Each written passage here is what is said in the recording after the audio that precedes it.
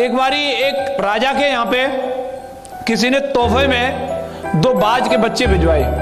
बहुत अच्छे सुंदर नस्ल के बाज थे और राजा ने किसी एक व्यक्ति को बुलाया और उसको बोला कि आप ये बाज की केयर करो और आपको इनकी देख रेख करनी है। वो बंदा जो बाज को लेके जाता है पूरा खिलाता पिलाता तंदुरुस्त रखता है। कुछ समय बाद राजा उन्हें देखने के लिए जाते हैं, देखते हैं बच्चे बड़े हो गए होंगे और जाकर के राजा ने उन दोनों बाज के बच्चों को देखा। वो बिल्कुल जवान हो चुके थे और पैरे से भी बहुत सुंदर लग रहे थे देखने में।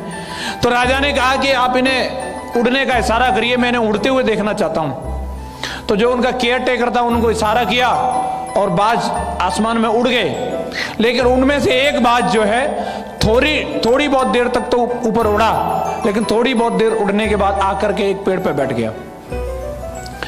अब राजा ने पूछा कि एक बाज इतना ऊंचा उड़ रहा है लेकिन ये दूसरा वाला इतना ऊंचा क्यों नहीं उड़ रहा, मैं इन दोनों को एक साथ उड़ते हुए देखना चाहता हूं। तो उस केयर टेकर ने बोला कि सर हमने बहुत कोशिश की है लेकिन ये दोनों एक साथ आसमान में उड़ते नहीं है, पता नहीं क्या चक्कर है, ये बार बार आके पेड़ पे ही बैठ जाता है। तो राजा ने बोला आप पूरे राज्य में किसी से भी ये करवा करके देखो, कोशिश करो, कोई भी अगर ये करके दिखाएगा हम उसको इनाम देंगे। काफी लोगों ने प्रयास किया लेकिन कोई कर नहीं पाया। कुछ समय बाद राजा ने अपनी खिड़की से बाहर झांक करके देखा, सवेरे सवेरे दोनों बाज के बच्चे खुले आसमान में एक साथ उड़ रहे थे। राजा को बड़ा अचंभा हुआ और राजा ने उस केयर टेकर को बुलवाया और पूछा कि ये कैसे हुआ, किसने किया।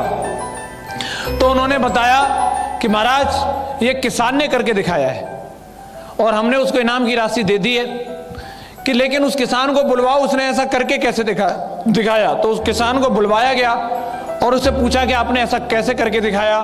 तो किसान ने बताया साहब सिंपल सी बात है, मैंने उस डाली को ही काट दिया जिस डाली पे आकर के ये बैठता था। दोस्तों इस बात को अपनी जिंदगी में समझने की जरूरत है।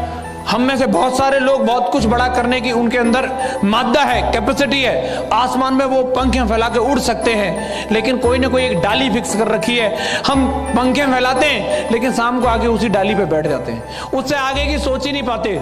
आज तक दुनिया में भी किसी भी आदमी ने कोई भी इतिहास रचा है, उसने पहले उस डाली को काटा है जो उसको रोकती है, जो उसको सीमाओं में बांधती है।